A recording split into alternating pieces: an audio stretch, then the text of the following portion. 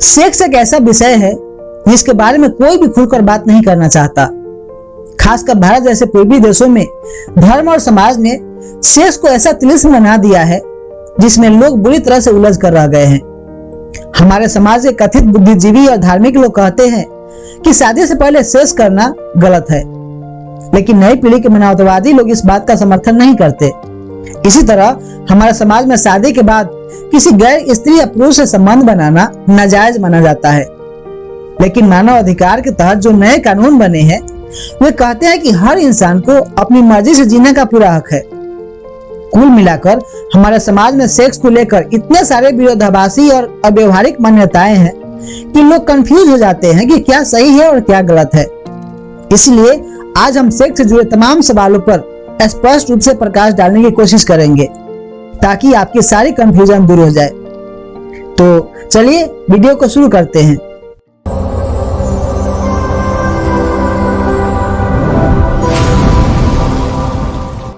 हमारी सामाजिक व्यवस्था में सेक्स को लेकर जितने भी नियम हैं, वह सब विभिन्न धार्मिक ग्रंथों और उनकी प्रचलित मान्यताओं से प्रेरित हैं। जैसे हिंदू शास्त्रों के अनुसार शादी से पहले सेक्स को अनैतिक और अवैध माना जाता है और शादी के बाद भी किसी गैर स्त्री या पुरुष से संबंध को गलत माना जाता है। इस्लाम धर्म के अनुसार भी ऐसे संबंधों को नाजायज संबंध माना जाता है। इस्लामिक देशों में तो ऐसे गुनाहों के लिए बहुत ही सख्त सजा दी जाती है।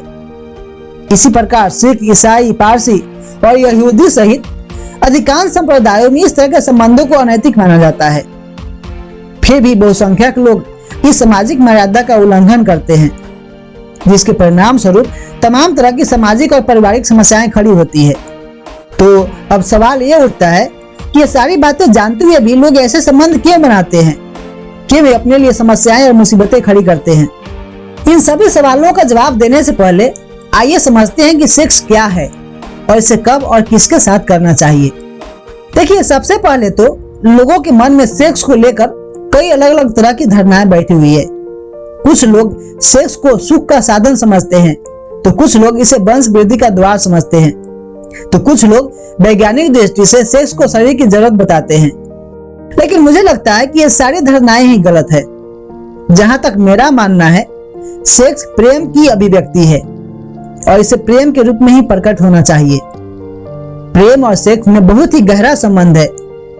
जब दो जीवन एक दूसरे के प्रति प्रेम पूर्वक आकर्षित होते हैं तो सेक्स का भाव जगता है।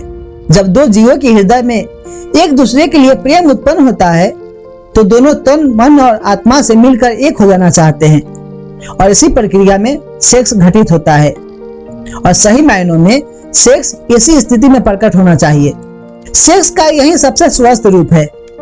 इसी स्थिति में सेक्स का चरम सुख और संतुष्टि भी प्राप्त होता है और सेक्स के इस रूप से जो संतान उत्पन्न होता है वही संसार में तेजस्वी और विवेकशील इंसान बन पाता है। वरना जो लोग केवल वंश वृद्धि के लिए सेक्स में उतरते हैं वे तो केवल पृथ्वी का बोझ बढ़ा रहे हैं। और इसी सोच की वजह से पिछले 100 वर्षों में दुनिया की आबादी चौगुनी रफ्तार से बढ़ी है। और जो लोग सेक्स को सुख का साधन समझते हैं उनको बता दूं कि वे कभी भी सेक्स के संपूर्ण आनंद और संतुष्टि को प्राप्त नहीं कर सकते। ऐसे लोगों के लिए सेक्स नरक का एक दलदल है जिससे वे कभी बाहर नहीं निकल सकते। ऐसे लोग जो सेक्स को मजा समझते हैं उन्हें इसकी सजा तो भुगतनी ही पड़ती है। इसी मजे की सजा तो आज सारी दुनिया भुगत रही है।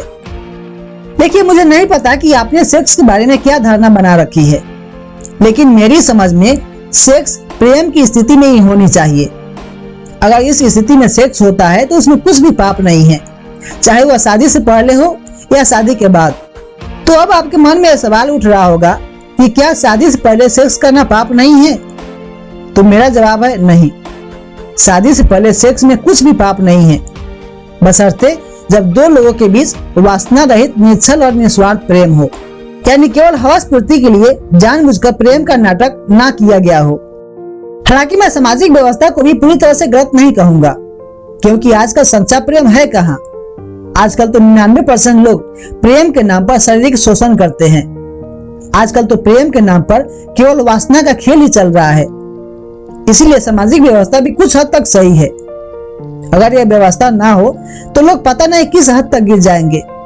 लेकिन समाज की इस व्यवस्था में बहुत सी खामियां हैं। जैसे समाज में विवाह की व्यवस्था मेरे समझ से बिल्कुल परे है।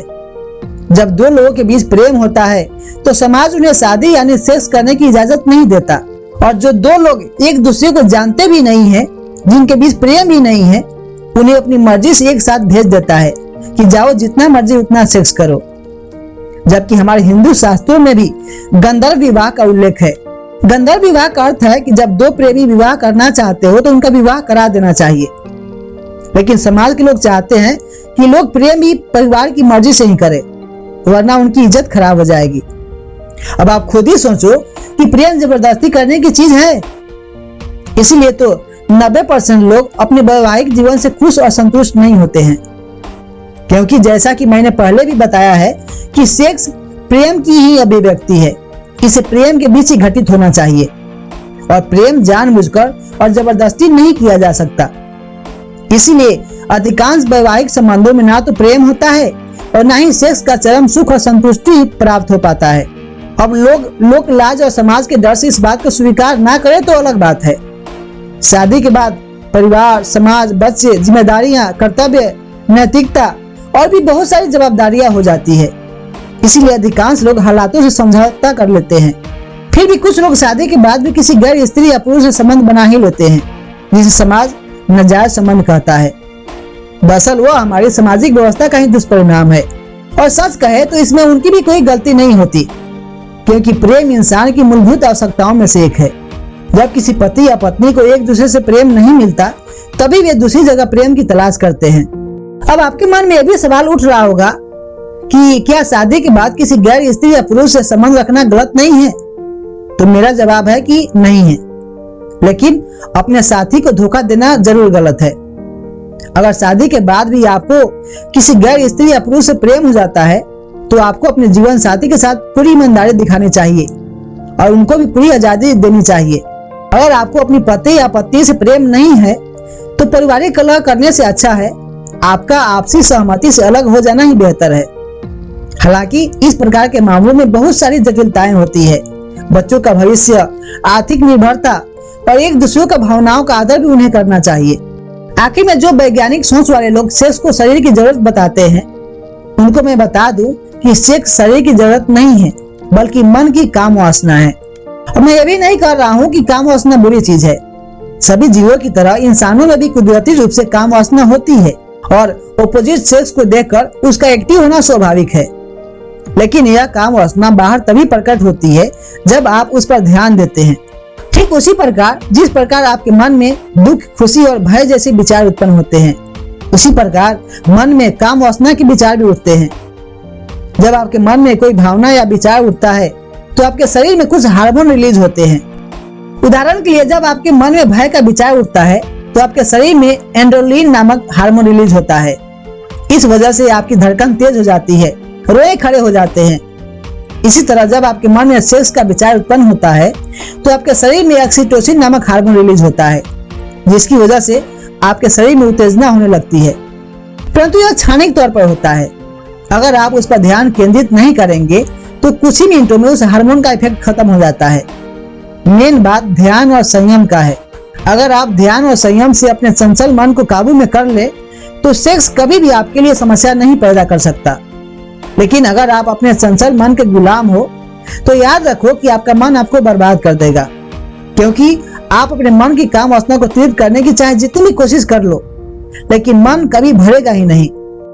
इसलिए अपना ध्यान सेक्स से हटाकर अपने लक्ष्य पर केंद्रित करो। तो दोस्तों, आशा करते हैं कि सेक्स के विषय में आपकी सारी कंफ्यूजन दूर हो गई होगी। फिर भी अगर आपके मन में कोई सवाल है, तो नीचे कमेंट बॉक्स में जरूर लिखें। मिलते हैं नेक्स्ट वीडियो में, तब तक लिए गुड बाय।